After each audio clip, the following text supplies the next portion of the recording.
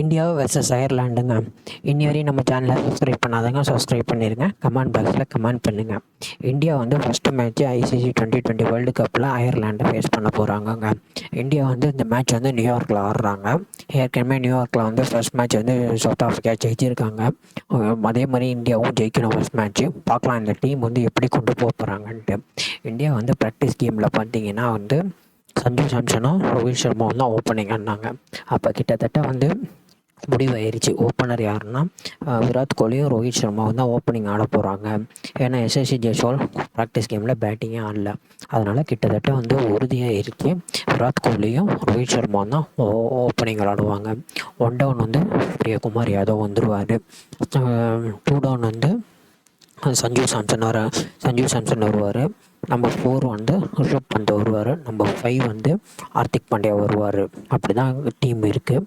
இல்லைனா சிவம் துபே நம்பர் 6 வர சான்ஸ் இருக்குது. இப்போ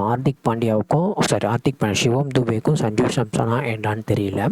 பட் ஆனால் மேக்ஸிமம் வந்து சிவம் துபே தான் ஆடுவார்னு நினைக்கிறேன். ஏன்னா லாஸ்ட் மேட்ச்சு நல்லா பவுலிங் போட்டார். அதுவும் இல்லாமல் ரிஷப் பண்ட் வந்து விக்கெட் கீப்பிங் வேணும் பண்ணார். ஆனால் சஞ்சு சாம்சன் விக்கெட் கீப்பிங் பண்ணலை. இந்தியாவை பொறுத்த வரையும் பார்த்திங்கன்னா 2 ஃபாஸ்ட் பவுலர்ஸ் ஆடுவாங்க, 3 ஸ்பின்னர்ஸ் ஆடுவாங்க. ஏன்னா வந்து விக்கெட் வந்து அன்றைக்கி நியூயார்க் விக்கெட் வந்து நல்ல டர்ன் ஆணுச்சு.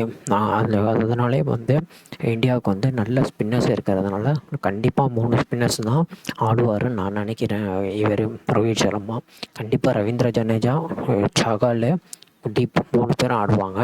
ஏன்னா எக்ஸ்ட்ரா மீடியம் பேசராக இருக்கார் வந்து சிவம் துபே இருக்கார், ஹார்திக் பாண்டியா இருக்கார், ஜஸ்பிரீத் பும்ரா, ஹர்ஷிப் சிங். இவங்க தான் விளாடுவாங்க டீம்னு நினைக்கிறேன். மிச்சம் 5 பேட்டர்ஸ் கண்டிப்பாக வந்து ரோஹித் சர்மா, விராட் கோலி ஓப்பனிங்கு, சஞ்சு சாம்சன், சூரியகுமார் யாதவ், ரிஷப் பண்ட், இவங்க 5 பேர் பேட்ஸ்மேனாக வருவாங்க. மிச்சம் 3 ஆல்ரவுண்டர்ஸ். ஏன்னா 3 ஆல்ரவுண்டர்ஸ்னால் பேலன்ஸ்டாக கொஞ்சம் ஹார்திக் பாண்டியா, சிவம் துபே, ரவீந்திர ஜடேஜா, அப்புறம் சஹால், குல்தீப் யாதவ், பும்ரா, ஹர்ஷிப் சிங். நல்ல டீமாக தான் இருக்குது. ஏன்னா நம்ம வந்து இந்த டீம் வச்சா தான் நம்ம வந்து நல்லா கொண்டு போக முடியும். மேட்சையே இன்ட்ரெஸ்ட்டாகவும் எடுத்துகிட்டு போகலாம். இதான் ப்ராப்ளம் வந்து 11 இருக்கும்னு நினைக்கிறேன் இந்தியாவுக்கு. நம்ம இந்த 11 போனாங்கன்னா கண்டிப்பாக இந்தியா வின் பண்ண சான்ஸ் இருக்குது. ஏன்னா ஸ்டார்டிங்லேயே வின் பண்ணிட்டு வந்தாங்கன்னா இந்தியாவுக்கும் அயர்லாண்டையும் நம்ம வந்து லைட்டான எடுத்துக்கூடாது. அயர்லாண்டும் ஒரு நல்ல டீம் தான். அவங்களே வந்து நம்ம லைட்டான எடுத்துக்கூடாது. ஏன்னா அவங்க பாகிஸ்தானை வந்து பீட் பண்ணிட்டு வந்திருக்காங்க அயர்லாண்டு. அவங்களுக்கு வந்து அந்த கான்ஃபிடென்ஸ் இருக்கும். வின் பண்ணணும்னு அவங்களும் கண்டிப்பாக வருவாங்க. ஏன்னா அயர்லாண்ட்லேருந்து நிறைய பேர் அந்த ஐபிஎல்லாம் ஆடிருக்காங்க. இப்போ அயர்லாண்டு கேப்டன் பார்த்திங்கன்னா அந்த பால் ஸ்ட்ரிங்கு சூப்பராக பேட்டிங் ஆடுவார். டேரக்ட் ஓப்பனர் அவர் கண்டிப்பாக அட்டாக்கிங்காக ஆடுவார். அதில் எந்த மாற்றமும் இல்லை. ஜாஸ்லின் லிட்டில் அவர் வந்து குஜராத் டைட்டன்ஸ் கண்டி விளாண்டவர். அவருக்கும் இந்தியன் பிளேயர்ஸை பற்றினா நல்லா தெரியும். அவருக்கும் ஹார்திக் பாண்டியாவை பற்றி ஜாஸ்லின் லிட்டில்னால் நல்லா தெரியும். ஏன்னா 2 வருஷம் வந்து அவர் வந்து குஜராத் டைட்டன்ஸில் இருக்கும்போது ஹார்திக் பாண்டியாவுக்கு தான் பவுலிங் போட்டுருவார். அயர்லாந்து டீமையும் நம்ம லைட்டாக எடுத்துக்கக்கூடாது. அவர் தான் ராகுல் டிராவிட் வந்து ப்ரெஸ் கான்ஃபரன்ஸ்லேயும் சொன்னார், அயர்லாந்து டீம்னால் நாங்கள் லைட்டாக எடுத்துக்க மாட்டோம். எந்த டீமாக இருந்தாலும் நாங்கள் வந்து கரெக்டாக தான் டீமை வந்து ப்ளேஸ் பண்ணுவோன்னு சொல்லியிருக்காரு. ஆனால் அயர்லாந்து டீமும் நல்ல ஸ்குவாடாக தான் இருக்குது. கிரிக்கெட்டில் எது வேணால் நடக்கலாம். ஆனால் இந்தியா வந்து நல்லா இந்த மேட்ச் வின் பண்ணால் தான் அடுத்த மேட்சுக்குனா வந்து நல்லா கொஞ்சம் ஸ்ட்ராங்காக இருக்கும். சப்போர்ட் வந்து இந்தியாவுக்கு ப்ராக்டிஸ் கேம்லேயே நிறையா இருந்துச்சு. அதே மாதிரி இந்த மேட்சுக்கும் நான் நிறையா இருக்குன்னு தான் நம்புகிறேன். பார்ப்போம் இந்தியா வந்து ஃபஸ்ட் மேட்ச் வந்து எப்படி போவாங்கன்ட்டு. என்னோடய ப்ரெடிக்ஷன் படி இந்தியா வந்து 75% இந்தியா ஜெயிச்சிருவாங்க.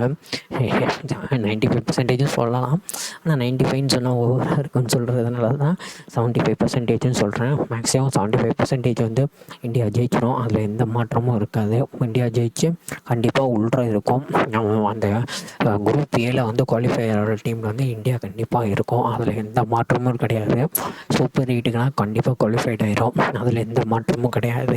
பார்ப்போம் ஃபஸ்ட் மேட்ச் வந்து இந்தியா வந்து எப்படி அயர்லாண்டை வந்து ஃபேஸ் பண்ணி எப்படி விளாட்றாங்கன்னு தான் பார்க்கணும். அதில் தான் இருக்குது மெயின் விஷயமே. கண்டிப்பாக இந்தியா நல்லா தான் விளாடுவாங்க. அதில் எந்த மாற்றமும் இருக்காது. பார்ப்போம் எப்படி ஃபேஸ் பண்ணுறாங்க அயர்லாண்டை ஃபஸ்ட் மேட்ச்ன்ட்டு. Okay, thank you.